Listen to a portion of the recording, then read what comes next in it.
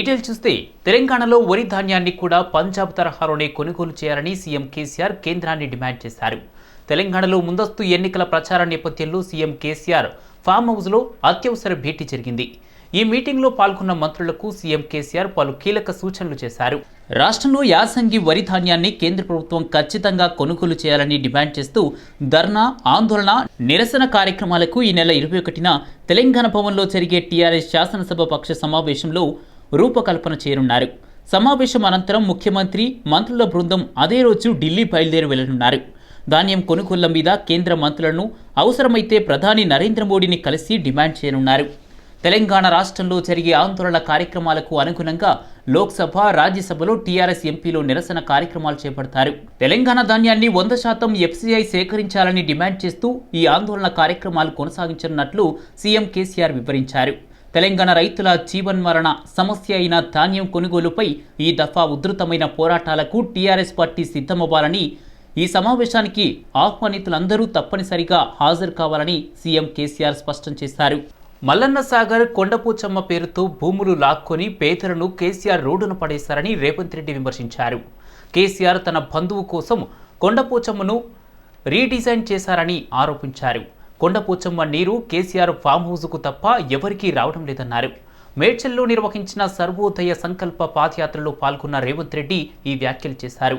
నేను అడుగుతున్న గ్రామాలలో 8 ఏళ్ళైంది నా కేసీఆర్ గారు ముఖ్యమంత్రి. ఒక్క రోజైనా మీ ఊరికి వచ్చి మీ కష్టాలు ఏంటో కనుక్కున్నాడా? మీకు ఎవరికైనా డబుల్ బెడ్రూమ్ ఇల్లు ఇచ్చిండా? కొత్తగా దళితులకు ఎవరికైనా 3 ఎకరాల భూమి ఇచ్చిండా? ఇంటికో ఉద్యోగం వచ్చిందా? మీ రైతు రుణమాఫీ మొత్తం జరిగిందా? ఆరోగ్యశ్రీ అమలు అవుతుందా? మరి అట్లాంటి ఇంకా నాయకుడిగా మనం ఎట్లా స్వీకరిస్తామో మీరు ఒక్కసారి ఆలోచన చేయండి. ఆ మధ్యలో అన్నాడు, వరి కొనమంటే వరి కేంద్రం కొంటలేదు కాబట్టి నేను కూడా కొనను, ఒకవేళ వరేసుకుంటే మీరు ఉరేసుకున్నట్టు అని కేసీఆర్ చెప్పాడు. ఎవరు రైతులు వరి పండించొద్దని కేసీఆర్ సూచన చేసి, నిజంగానే కొంతమంది రైతులు అమాయకంగా ముఖ్యమంత్రి చెప్పిండు కొనేటోళ్ళు లేరని వరి పండించలే. కానీ ఊరందరికీ వరి పండించొద్దని చెప్పి కేసీఆర్ ఆయన ఫామ్ హౌస్లో 150 ఎకరాల వరి పండించుకుంటుండు. నేను అడుగుతున్నా సన్యాసిని, నువ్వు 150 ఎకరాల వరి పండించుకున్నప్పుడు 150 ఎకరాలలో పండించిన పంటను ఎవడు కొంటుండు? మా పేద రైతులు ఇవాళ 40 లక్షల ఎకరాలల్లో వరి పండించిండ్రు. 80 లక్షల మెట్రిక్ క్వింటాళ్ళ వరి ధాన్యం ఉత్పత్తి అవుతుంది. కొనకపోతే నీ సంగతి చూస్తామని చెప్పి ఈరోజు గజ్వేల్ గడ్డ మీద నుంచి నేను మళ్ళీ చెప్తున్నా. నీచ రాజకీయాల కోసం నిరుద్యోగులను సీఎం కేసీఆర్ మోసం చేస్తున్నారని కాంగ్రెస్ అధికార ప్రతినిధి దాసోజు శ్రావణ్ విమర్శలు చేశారు. ప్రశాంత్ కిషోర్ చేసిన సర్వేలో నిరుద్యోగులు, యువత వ్యతిరేకంగా ఉన్నారని కేసీఆర్కు చెప్పడంతో ఉద్యోగాల విడుదలకు తెరలేపారని ఆరోపణలు చేశారు. రాష్ట్రంలో నిరుద్యోగ ఎమర్జెన్సీ ప్రకటించాలి, నిరుద్యోగ వృత్తి 3000 చెల్లించాలని ఆయన డిమాండ్ చేశారు. సంబంధిత నియామక సంస్థ నోటిఫికేషన్ జారీ చేస్తుంది. ఒకేసారి మొత్తంగా కాకుండా ఒకదాని తర్వాత ఒకటి చొప్పున తగిన వ్యవధితో నోటిఫికేషన్లు వస్తాయి. I clear in what I'm talking? ముఖ్యమంత్రి ఏం చెప్పిండు? 91,000 ఉద్యోగాలు మేము అనౌన్స్ చేసినాం, ఇమీడియట్గా దానికి నోటిఫికేషన్లు వస్తాయన్నాడు. ఈ చీఫ్ సెక్రటరీ ఏం మాట్లాడుతున్నాడు? ఇలా రోస్టర్ పాయింట్లు తయారు కాలేదట. ఎన్ని ఖాళీలు ఉన్నాయో డిపార్ట్మెంట్లో మీరు ఐడెంటిఫై చేసి ఆ ఖాళీలు ఏ రిజర్వేషన్ కేటగిరీకి చెందినయో గుర్తించి దానికి ఒక నోడల్ ఆఫీసర్ అపాయింట్ చేసి డిపార్ట్మెంట్ల వారీగా ప్రపోజల్స్ మళ్ళా కనుక ఫైనాన్స్ డిపార్ట్మెంట్కి ఇస్తే ఫైనాన్స్ క్లియరెన్స్ ఇస్తే, మళ్ళీ జ్యుడిషియరీ డిపార్ట్మెంట్ క్లియరెన్స్ ఇస్తే, మళ్ళీ టీఎస్పీఎస్సీకి నోటిఫికేషన్ ఇస్తే, లేకపోతే సంబంధిత బోర్డులకు ఇస్తే అప్పుడు నోటిఫికేషన్ ఇస్తారట. ఎన్ని రోజులు పట్టాలి సార్ ఈ కార్యక్రమానికి? మరి గుడ్డి గుర్రం పళ్ళు దొమినరా ఎన్ని రోజులు? ముఖ్యమంత్రి గారు అసెంబ్లీలో 90,000 ఉద్యోగాలు ఖాళీలు ఉన్నాయని చెప్పిన నాటికే రోస్టర్ పాయింట్లు ఎందుకు ఫైనలైజ్ చేసుకోలేకపోయినారు? ఏ ఉద్యోగాలు ఎన్ని ఖాళీలు ఉన్నాయని చెప్పని రిజర్వేషన్స్ని ఎందుకు ఐడెంటిఫై చేసుకోలేకపోయినారు అని చెప్పని కాంగ్రెస్ పార్టీ తరపు నుండి మేము ప్రశ్నిస్తా ఉన్నాం. అసెంబ్లీ సాక్షిగా సీఎం కేసీఆర్ చేసిన ఉద్యోగాల ప్రకటనకు పవిత్రత లేదని బీజేపీ సీనియర్ నేత నల్లూరు ఇంద్రసేనారెడ్డి అన్నారు. తెలంగాణ ప్రజల్లో సీఎం కేసీఆర్ పలుకుబడి పడిపోయిందన్నారు. నిరుద్యోగ యువతను ఎన్నికల్లో వాడుకోవడానికే టీఆర్ఎస్ ఎమ్మెల్యేల కోచింగ్ సెంటర్స్ అని వ్యాఖ్యానించారు. అని చెప్పి వాళ్ళ యొక్క ఎమ్మెల్యేలకి మీరు మీ నియోజకవర్గాల్లో ఉన్నటువంటి అందరికి కూడా కోచింగ్ సెంటర్ తెరవండి, ఉచితంగా భోజనాలు పెట్టండి, మీ నియోజకవర్గంలో ఉన్నటువంటి ఎంతమంది అయితే అన్ఎంప్లాయిడ్ యూత్ ఉన్నారో వాళ్ళ యొక్క స్టాటిస్టిక్స్ను కూడా మొత్తం కూడా యువకుల్ని మీరు మీ యొక్క క్లచెస్లో పెట్టుకోండి అనేటువంటి సజెషన్స్తో ఆ రకమైనటువంటి దురుద్దేశంతో ఈరోజు ఈ యొక్క స్టేట్మెంట్ ఇవ్వటం జరిగిందని చెప్పి నేను చెప్పదలుచుకున్నాను. దాని యొక్క కంటిన్యూషన్లో ఏంటిది అని క్వశ్చన్ చేయటానికి గతంలో ఇదే రకమైనటువంటి స్టేట్మెంట్స్ అసెంబ్లీ ద్వారా కూడా అనేక అబద్ధపు వాస్తవాలని ప్రచారం చేశారు. రాష్ట్రానికి పెట్టుబడులే లక్ష్యంగా మంత్రి కేటీఆర్ బృందం అమెరికా పర్యటనకు బయలుదేరింది. ఉదయం హైదరాబాద్ నుంచి వెళ్లిన మంత్రుల బృందం Los Angeles, San Diogo, Boston, New York వంటి నగరాల్లో పర్యటించనున్నారు. వారం రోజులకు పైగా కొనసాగనున్న పర్యటనలో ప్రపంచంలోని అత్యంత ప్రతిష్టాత్మకమైన IT, electronic, food processing, life sciences, pharma రంగాల కంపెనీల ప్రతినిధులతో కేటీఆర్ భేటీ అవుతారు. గతంలో అమెరికాలో పర్యటించి పెద్ద ఎత్తున పెట్టుబడులు తీసుకురావడంలో సఫలమయ్యామని, ఈసారి కూడా రాష్ట్రంలో ఉన్న అవకాశాలను వివరించడంలో విజయం సాధిస్తామని కేటీఆర్ బృందం తెలిపింది. అమెరికా పర్యటనలో మంత్రి కేటీఆర్తో పరిశ్రమల శాఖ ముఖ్య కార్యదర్శి జయేష్ రంజన్, పరిశ్రమలు, ఐటీ శాఖకు చెందిన పలు విభాగాల డైరెక్టర్లున్నారు. మంత్రి కేటీఆర్ విదేశీ పర్యటన వెనుక ఆంతర్యం ఏమిటని బీజేపీ మాజీ ఎమ్మెల్యే ఎన్వీఎస్ఎస్ ప్రభాకర్ ప్రశ్నించారు. గతంలో కూడా కేటీఆర్ విదేశీ పర్యటన చేశారని, దానివల్ల రాష్ట్రానికి ఒరిగిందేమీ లేదన్నారు. కేవలం వారి సొంత పెట్టుబడుల కోసమే విదేశీ పర్యటనలు చేస్తున్నారని తప్పుబట్టారు. అది కూడా ప్రత్యేక విమానంలో వెళ్ళాడు. 1000 కోట్ల పెట్టుబడి తెస్తున్నామని చెప్పి వచ్చినాక కూడా మాట్లాడటం జరిగింది. వీళ్ళు పెట్టుబడులు తేవటానికి వెళ్తున్నారా లేదా పెట్టుబడులు పెట్టడానికి వెళ్తున్నారా అన్నది తెలియాలి. తర్వాత భాగస్వామ్య సమావేశాల్లో పాల్గొంటున్నామని చెప్పి అంటున్నారు. భాగస్వాములను కలుపుకుని పార్ట్నర్షిప్ పేరిట పెట్టుబడుల కొరకు వీళ్ళు వెళ్తున్నట్టుగా ఉంది. అది అబుదాబి, దుబాయ్ అయినా, సింగపూర్ అయినా, మలేషియా అయినా, లేదా ఇతర దేశాలు ఏవైనా కూడా ముమ్మాటికి నేను చెప్తున్నటువంటి విషయం, ఈసారి ఆయన పర్యటన తర్వాత తెలంగాణలో అడుగుపెట్టినటువంటి నాడే విదేశాలలో వీళ్ళ పెట్టుబడులు, విదేశాలలో వీళ్ళ పార్ట్నర్షిప్లు, విదేశాలలో వీళ్ళ యొక్క ఆస్తుల్ని బహిర్గతం చేస్తామని చెప్పని భారతీయ జనతా పార్టీ పక్షాన నేను ఈరోజు వెల్లడి చేస్తా ఉన్నా. వీళ్ళు వెళ్తుంది పెట్టుబడులు తేవటానికి కాదు, అక్రమంగా సంపాదించినటువంటి ఆస్తులని అక్కడ భాగస్వాములని ఏర్పరచుకొని పెట్టుబడులు పెట్టడం కొరకు ఈ కేటీఆర్ వెళ్తున్నాడని చెప్పని నేను ఆరోపిస్తున్నా. ఈయన ఇక్కడ ఏం ఉద్ధరించాడని? నిషేధిత గుట్కాను విక్రయిస్తున్న 2 వ్యక్తులను అరెస్ట్ చేసినట్లు గోపాలపురం ఏసీపీ సుధీర్ తెలిపారు. నిందితుల నుండి 2,50,000 రూపాయల విలువైన నిషేధిత గుట్కా ప్యాకెట్లు స్వాధీనం చేసుకున్నామన్నారు. కర్ణాటక రాష్ట్రంలోని బీదర్ ప్రాంతంలో నిషేధిత గుట్కా తయారీ కేంద్రం ద్వారా హైదరాబాద్లోని పలు ప్రాంతాలకు గుట్కా సరఫరా చేస్తున్నట్లు గుర్తించామన్నారు. బేగం బజార్కు చెందిన మహమ్మద్ అజ్జు అనే వ్యక్తి కర్ణాటక నుండి హైదరాబాద్కు గుట్కా సరఫరా చేయడంలో కీలకంగా వ్యవహరిస్తున్నాడని ఆయన తెలిపారు. నిషేధిత గుట్కా సరఫరా చేస్తున్న వారితో పాటు విక్రయించే పాన్ షాప్ వారిపై కూడా చర్యలు తీసుకుంటామని ఏసీపీ సుధీర్ హెచ్చరించారు. ఈరోజు ఎర్లీ మార్నింగ్ వస్తున్నారండి మన గోపాలపురం పోలీస్ లిమిట్స్లో మహమ్మద్ అజ్రామ్ అని చెప్పేసి అని ఇతను మన గుట్కా ప్యాకెట్స్ని పాన్ షాప్స్కి వేద్దామని చెప్పేసి అని తీసుకొని వస్తుంటే వెహికల్ మీద సబ్ ఇన్స్పెక్టర్ గారు స్టాఫ్ అందరూ కలిసి క్యాచ్ చేశారు, పట్టుకుని వెరిఫై చేసిన తర్వాత ఇవన్నీ కూడా ఇల్లీగల్గా ఉన్నాయి కాబట్టి బ్యాన్ ఐటమ్స్ ఇవన్నీ కూడా చెక్ చేసి ఇతను ఈ టోటల్ మాల్ కూడా ఇతను బీదర్ నుంచి కర్ణాటక నుంచి ట్రైన్స్ ద్వారా బస్సెస్ ద్వారా తీసుకొచ్చి ఇక్కడ పాన్ షాప్స్కి ఇస్తున్నాడని చెప్పేసి కన్ఫ్యూజ్ చేశారు.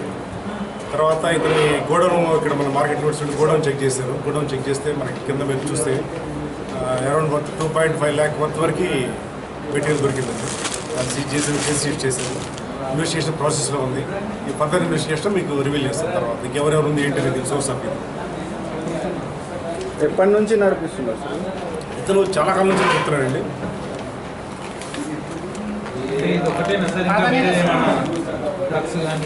డ్రగ్స్ అది ఏం లేదు, ఓన్లీ గుట్కా. గుట్కా బ్రాండ్స్ చాలా వెరైటీ బ్రాండ్స్ ఉన్నాయి, ఇవన్నీ ఓన్లీ గుట్కా. ఎన్ని వెహికల్స్ సీజ్ లేదు, నేను వెరిఫై చేస్తాను. జస్ట్ ఎర్లీ మార్నింగ్ పట్టుకుంటాను. ఇన్వెస్టిగేషన్ ప్రాసెస్లో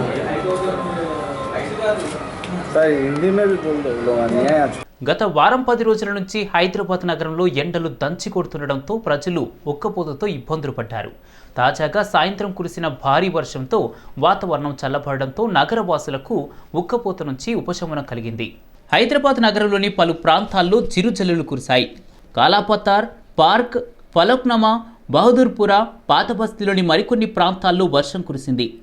నగర శివార్లోని దుండిగల్, సూరారం, దూలపల్లి, బహదూర్పల్లిలో వికారాబాద్ జిల్లాలోని పలు ప్రాంతాల్లో భారీగా వానలు పడ్డాయి.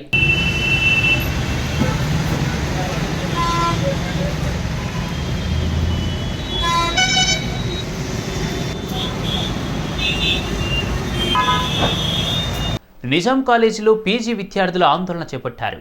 ఓయూలోని E2 హాస్టల్లో మెస్, కరెంటు, వాటర్ వసతులు కల్పించాలని డిమాండ్ చేస్తూ పెద్ద ఎత్తున నిరసన వ్యక్తం చేశారు. హాస్టల్లో కరెంటు, టాయిలెట్స్ లేక గత కొద్ది రోజులుగా తీవ్ర ఇబ్బందులు పడుతున్నా పట్టించుకోవడం లేదని విద్యార్థులు ఆవేదన వ్యక్తం చేశారు. ఇదే విషయంపై నిజాం కాలేజ్ ప్రిన్సిపల్ నారాయణకు చెప్పినా ప్రయోజనం లేకుండా పోయిందన్నారు. తమకు న్యాయం చేయాలని, లేదంటే ప్రిన్సిపల్ రాజీనామా చేయాలని విద్యార్థులు డిమాండ్ చేస్తున్నారు.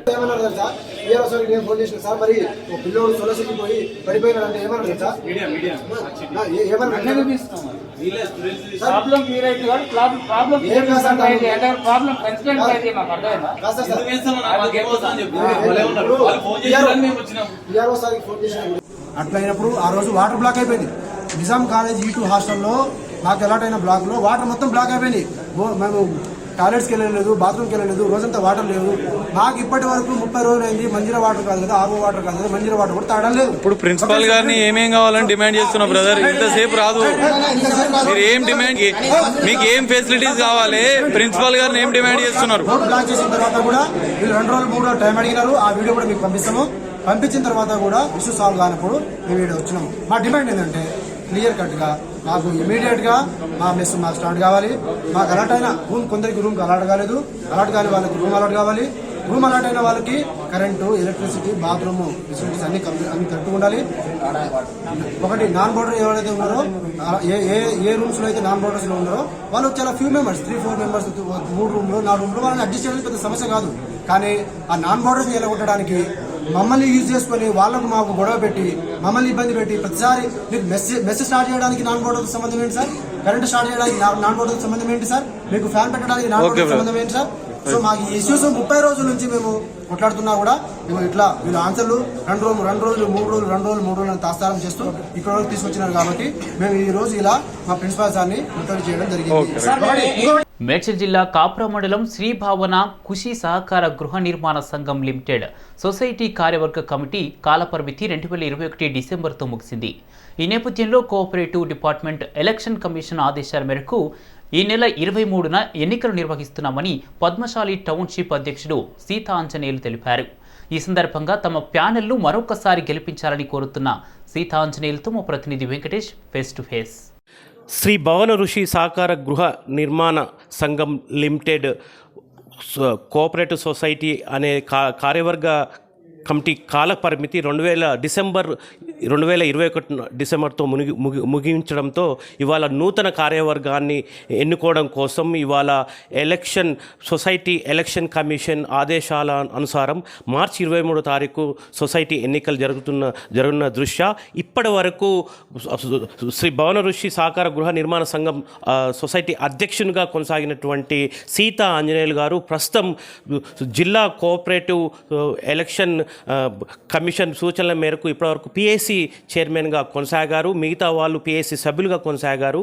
ఇప్పుడు పద్మశాలి టౌన్షిప్ అధ్యక్షులుగా వీరు ఉన్నారు. ఇప్పుడు వారితో మనం మాట్లాడదాం. చెప్పండి సీత ఆంజనేయులు గారు, ఇప్పటివరకు మీరు శ్రీ భవన ఋషి సహకార సంఘం నిర్మాణ సంఘం లిమిటెడ్కి ఎటువంటి అభివృద్ధి కార్యక్రమాలు చేశారు? మళ్ళీ ఎన్నికల్లో నిలబడబోతుంది మీ ప్యానల్, మీరు ఏం హామీ ఇవ్వబోతున్నారు?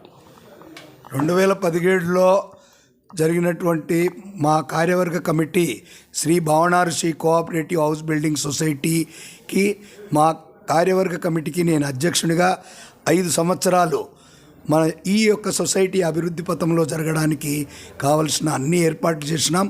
అరణ్యంలాగా ఉన్నటువంటి ఈ లేఅవుట్ను తీర్చిదిద్ది 15 కిలోమీటర్లు బీటీ రోడ్లు వేయించి జిహెచ్ఎంసీ అధికారులకు కోర్టు పోయి హైకోర్టు నుంచి ఆర్డర్ తెచ్చి ఇంటి పర్మిషన్లు తీసుకొచ్చిన తర్వాత ఈ కాలనీలో ఇప్పుడు నివాసం ఏర్పరచుకొని ఉంటున్నారు. ఇంకా చాలామంది ఇళ్ళు కడుతూనే ఉన్నారు. అయితే మా కార్యవర్గ కమిటీ వచ్చిన తర్వాత ఈ భావనారుషి సొసైటీలో ఉన్నటువంటి కొన్ని తగాదలు అలాంటి ఏ ఉన్నా కూడా పక్కన పెట్టి కేవలం అభివృద్ధి పథంలో నడపడానికి మాత్రమే మా కార్యవర్గ కమిటీ సభ్యులందరం కలిసి కృషి చేసినాం.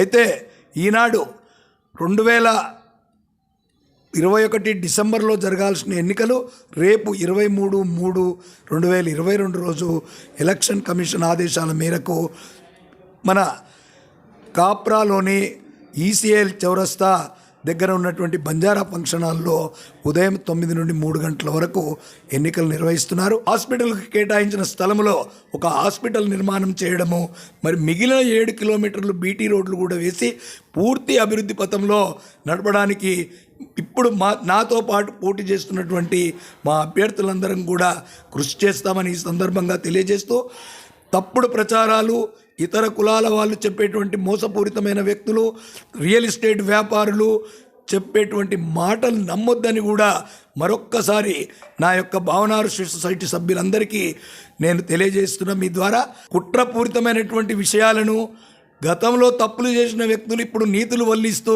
ప్రచారం చేస్తున్న ప్రచారాలని కూడా మీరెవ్వరు కూడా నమ్మొద్దని చెప్పి ఈ సందర్భంగా సభ్యులందరికీ మనవి చేస్తూ, రేపు 23/3/2022 బుధవారం జరిగే ఎన్నికలలో మా ప్యానెల్ను అత్యధిక మెజారిటీతో గెలిపించాలని చెప్పి మీ ద్వారా కోరుతున్నాను. అభివృద్ధి చేస్తాం, మమ్మల్ని ఆశీర్వదించండి అని చెప్తూ సీతా ఆంజనేయులు గారి ప్యానెల్ను ఈ ఎన్నికల్లో తప్పకుండా గెలిపించాలని చెప్పేసి వారు కోరుతున్నారు. అట్లాగే కులేతర విషయాలు మొదటి నుంచి కూడా పద్మశాలి సొసైటీ మొత్తం కూడా తమ త్యాగాలతో, తమ శ్రమతో ఈ టౌన్షిప్ను నిలబెట్టుకుంది. దీన్ని ఒక అభివృద్ధి పదంలో తీసుకెళ్ళింది.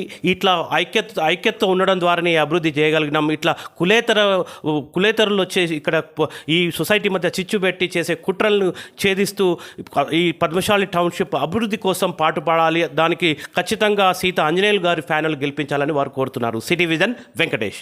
సరూర్ నగర్లోని శ్రీ త్రివేణిలో సాటర్డే యాక్టివిటీలో భాగంగా కిండర్ గార్డెన్ విద్యార్థులు లిటిల్ మాస్టర్ చెఫ్ ప్రోగ్రాం నిర్వహించారు. ఈ కార్యక్రమాన్ని చైర్మన్ గోవర్ధన్ రెడ్డి ప్రారంభించారు. ప్రస్తుత పరిస్థితుల్లో పోషక ఆహారం అవసరం ఉందని, చిన్నప్పటి నుంచే ఆహార పోషక విలువలపై అవగాహన కల్పించాలని, అప్పుడే ఆరోగ్యకరమైన జీవితం లభిస్తుందని గోవర్ధన్ రెడ్డి అన్నారు. ఈ ప్రోగ్రాంలో విద్యార్థులు వివిధ రకాల పదార్థాలు ప్రదర్శనలో పెట్టాలని, వాటి గురించి తెలుపుతూ వాటి విలువను వివరిస్తామన్నారు.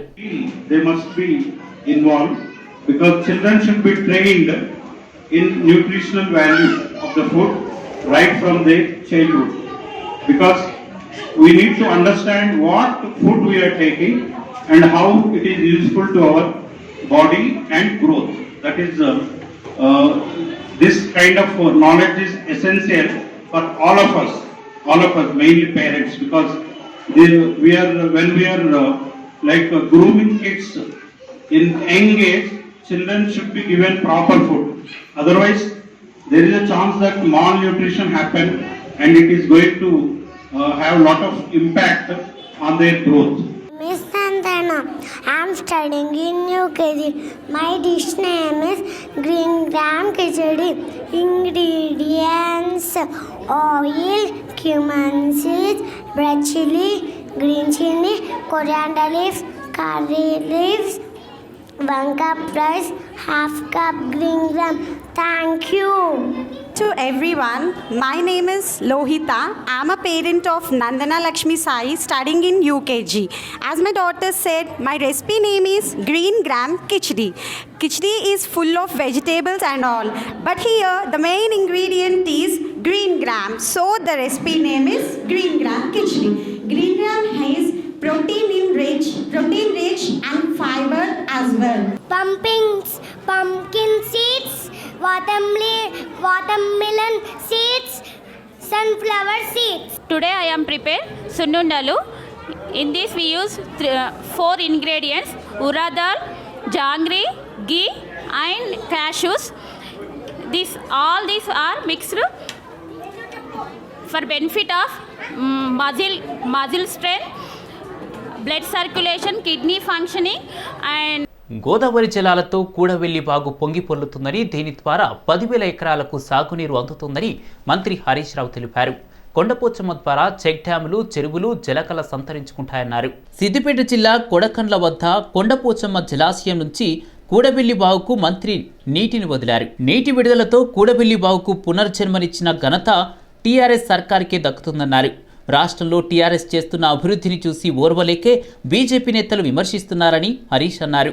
ప్రతిపక్షాల విమర్శలకు టీఆర్ఎస్ పనితీరుతోనే సమాధానం చెప్తోందన్నారు. 7 ఏళ్లలో కేంద్రం రైతులకు, యువతకు ఏం చేసిందో చెప్పాలని హరీష్ రావు ప్రశ్నించారు.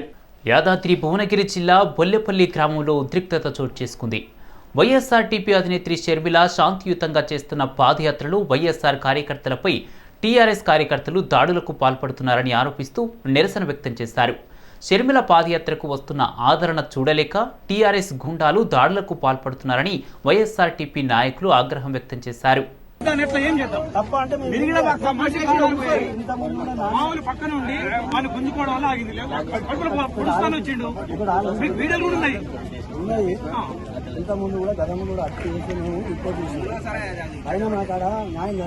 రాయలసీమ అభివృద్ధికి జగన్ ఏం చేశారో చెప్పాలని కేంద్ర మంత్రి కిషన్ రెడ్డి డిమాండ్ చేశారు. రాయలసీమ రణభేరీలో పాల్గొన్న కిషన్ రెడ్డి జగన్ అరాచక పాలనతో ప్రజలు ఇబ్బందులు పడుతున్నారన్నారు. రాయలసీమ అభివృద్ధి కోసం మోదీ ఎంతో చేశారని, సీమ అభివృద్ధికి అంకిత భావంతో పనిచేస్తామన్నారు. కొత్తగా ఏర్పడిన రాష్ట్రం జగన్ హయాంలో కూనారిల్లుతోందని కిషన్ రెడ్డి మండిపడ్డారు. ఈ రోజు నేను మనవి చేస్తా ఉన్నాను, రాయలసీమ ప్రాంతం ఇంకా ఎడారిగా ఉండడానికి, రాయలసీమ ప్రాంతంలో ఉద్యోగాలు దొరకకపోవడానికి, రాయలసీమ ప్రాంతంలో పేదరికం ఉండడానికి, రాయలసీమ ప్రాంతంలో వెనుకబడిన వర్గాలు, అణగారిన వర్గాలు ఇంకా వెనుకబడి ఉండడానికి రాజకీయపరమైనటువంటి ప్రోత్సాహం లేకపోవడం, సామాజికమైనటువంటి ప్రోత్సాహం లేకపోవడం, అంతేకాదు ఈ ప్రాంతంలో న్యాయంగా రావాల్సినటువంటి సాగునీటి ప్రాజెక్టు చేపట్టలేదు. ఈరోజు భారతీయ జనతా పార్టీ అధికారంలోకి వచ్చిన తర్వాత ఈ రాయలసీమ ప్రాంతంలో అనేక రకాల విద్యా సంస్థలు, అది అనంతపురంలో కావచ్చు, లేకపోతే కడపలో కావచ్చు, తిరుపతిలో కావచ్చు, మరి నరేంద్ర మోడీ గారు ప్రధానమంత్రి అయిన తర్వాత అనేక అభివృద్ధి కార్యక్రమాలు చేపట్టాం. మనకు తెలుసు ఇక్కడ వైఎస్ఆర్ కాంగ్రెస్ పార్టీ అధికారంలో ఉంది. చాలా మంది అనుకున్నాం మంచి మెజార్టీతో గెలిచారు. ఆంధ్ర రాష్ట్రము చిన్న రాష్ట్రము, కొత్తగా ఏర్పడినటువంటి రాష్ట్రము, ఈ రాష్ట్రాన్ని అభివృద్ధి చేసుకుంటారని చెప్పి అందరం మనసా వాచా ప్రజలు కూడా నమ్మారు. కాబట్టి ప్రజలు పెద్ద ఏపీలో పెగాసస్ దుమారం కొనసాగుతోంది. చంద్రబాబు హయాంలో పెగాసస్ వాడకంపై పశ్చిమ బెంగాల్ సీఎం మమతా బెనర్జీ కీలక వ్యాఖ్యలు చేసిన విషయం తెలిసిందే. తాజాగా పెగాసస్ అంశంపై వైఎస్ఆర్సీపీ దెందులూరు ఎమ్మెల్యే అబ్బయ్య చౌదరి స్పందించారు. పెగాసస్ స్పై పేరుతో రాష్ట్ర ప్రజలను చంద్రబాబు నాయుడు మోసం చేశారన్నారు. అధికార దాహంతో ఎలాంటి కుట్రలైనా పాల్పడే వ్యక్తి చంద్రబాబేనని ధ్వజమెత్తారు. Interception of telephones in the public interest and monitoring of the interest service provider అని చెప్పి ఆ రోజు ఒక జీవో ఇచ్చారు. ఈరోజు పబ్లిక్ ఇంట్రెస్ట్ కాదు, మీ వ్యక్తిగతంగా ఎప్పుడు కూడా అధికారంలో ఉండాలని అధికార దాహంతో మీరు ప్రత్యేకించి మా పార్టీలోని నాయకులని ఏ విధంగా వాళ్ళకి ఏం జరుగుతూ ఉందని తెలుసుకోవటానికి మీరు ఒక జీవో ఇచ్చి, ఆ జీవోలో కూడా ఆనాడి డీజీపీ గారిని, అదేవిధంగా డిప్యూటీ ఇన్స్పెక్టర్ జనరల్ ఆఫ్ పోలీస్ని, డిప్యూటీ ఇన్స్పెక్టర్ ఆఫ్ పోలీస్, ఆ ముగ్గురికి ఆ రైట్స్ ఇచ్చారు.